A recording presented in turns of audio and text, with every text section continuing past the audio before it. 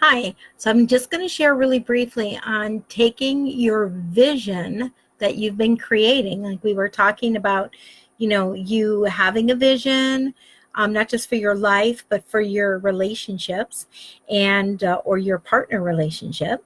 Having a vision, creating that vision, writing it down, having it like feeling it, right? Because of the emotion and the connection of the vision. What is the vision? Once you have that vision, how do you take it? How do you intentionally bring it into reality? Okay. So a lot of times we talk of vision, or we hear people talk of vision, and it just seems so far out there. But the truth is, first you have to have the vision. Then you can kind of like break it down, like, and say, okay, here's my vision for the next 2, 5, 10 years, right? Whatever it is, because the vision kind of gets bigger as time, right? As you have more time. So you might be casting the biggest vision. It doesn't matter. You have to say to yourself, okay, so this is 2019. We have a new year. And this would be the time to set some intentions towards achieving the vision. So I would choose 3 intentions for the first quarter of the year. Like if your vision is to have a happy, harmonious, healthy relationship, and you don't have that. You have a bickering relationship or a sniping relationship. Well, somebody's going to have to affect a change, right? Because one person, 2 people make a relationship. So the relationship literally reflects both people. One person has a life. So your results in your life reflect you, right? Your vision or your lack of vision. So whether we're talking about you as an individual, or we're talking about a relationship, let's say a partner relationship, the same steps apply. You can use this in your whole vision of your life, and then you can break it down into, like a certain relationship. You could break it down into your career as well. But let's just stay focused on the grand vision for a life or the grand vision for a relationship. Pick, like, for the first quarter of 2019, pick at least, I would just pick 3 things, 1, 2, 3, and maybe in order of descending importance. So number 1 would be like the most important intention, right? That there's absolute harmony in my home. It could be that. Maybe the second intention is that I spend more quality time with my spouse, right? With my partner, right? If especially, and if you don't know of the love languages, I have videos out there on the love languages. You can, if you've read the 5 Love Languages by Gary Chapman, it's great to know your partner's kind of relationship personality, where their needs are most met and fed. So what you can do is you can have, let's just say you have, like I gave you an example of 2 intentions. You could have a third. But from those intentions, so you, like the first quarter of the year, this is my intention. I got a 90-day window to kind of achieve this. So in other words, we're breaking down the vision to the year 2019, but then we're taking it just in 90-day sprints. From your intentions, so if my intention was to have a happy and have a harmonious house where almost all of the time there's no fighting and no negative. Well, what would actionable steps be then? Your actionable steps are actions that you're going to take. So you look at your intentions, and then out of each intention, I would pick at least 3 actionable steps every week. Every week. Intentionally living to achieve something means that you have to be intentional. You can't put it on automatic, because it's going to go back to the default. It'll automatically just go back to the default. It isn't that much work when you do it this way. It's just, how am I intentional? What steps am I going to take? I don't know. Maybe you're going to write an affirmation statement, and for the next week, you're going to read that affirmation statement that confesses exactly the level of happy harmony. Like, I live in a home where communication is freely expressed, always with love and respect, and there's just this general sense of peace, harmony, and love. It could be something as simple as that. It could be a step, could be reading a highly recommended relationship book.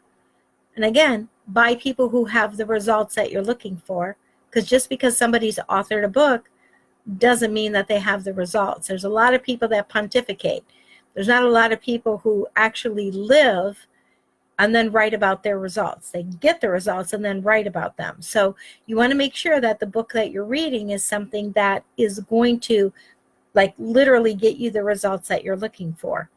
That could be a second actionable step. I'm going to read 15 minutes a day from a book that's recommended. If you want a recommended book, you can just either private message me or drop a comment here, and I'll gladly communicate with you and figure out what would be the best book for you. I've read a ton of them, and a lot of them were great, and a lot of them were just good, and a lot of them were not so good.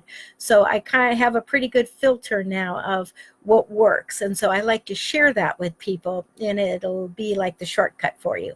Another actionable step could be, let's see, how about just like practicing appreciation?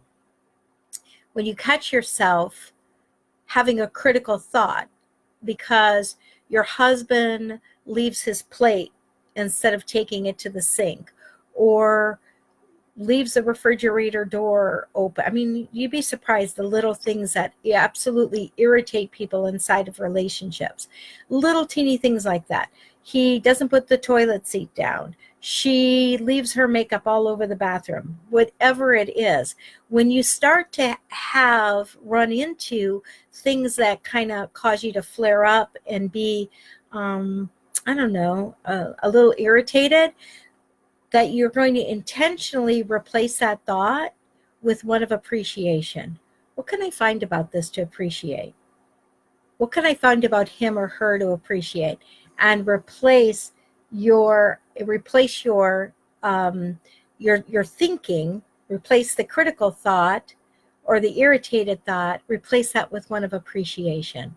So those are just a really quick breakdown of how you can take a vision and then set intention. So instead of setting resolutions for the year that most people get lost, they may not even remember in April what they said in January. I mean, some people won't remember next week what they said in the height of excitement or inspiration, right? The key to anything being successful is small, consistent practices. Small steps over time consistently is what produces for us the results in an area that we want. I heard someone just reference the other day the Aesop's fable of, the tortoise and the hare, and that slow and steady wins the race. I was a hare. I've always been somebody who was looking for really fast results, fast return. The idea of being the tortoise didn't appeal to me at all. But what my life has taught me is that small, consistent steps over time is what ultimately wins the race. And so just start to train yourself to think in, what are my intentions? What are my 90-day intentions? Pick 3 of them. One's a super important. One would be really great, also, and the other one would be great if. Doesn't matter. You got to shoot for a couple of things and stay focused. Have your lens be broad enough so that you can focus on a few things, right? But then break them down into actionable steps that feed every single one of those. Yeah. It's really amazing. You can do that. And then, of course, quarterly, you want to revisit your results. Again, I'm big on journaling. I have several journals. I mean, I'm reaching here. I mean, I have journals for different things. I have business journals. I have personal journals. I have goal journals. I have all sorts of journals because writing. There's something in writing. I used to type. I used to talk. I used to type. I used to talk. I used to type. And I learned a couple of years ago that there's some neuroprogramming, I should say, is what it is, where your writing cements it. There's something in you committing it to the physical that cements what it is, and you become much more vested in it. And so I want everyone that's watching this to win. I want you to win. So if you need help winning, all you can do is you can either drop a comment below, or you can direct message me through this page here, and just let me know what it is, how I can serve you. Much love, and I'll be back tomorrow.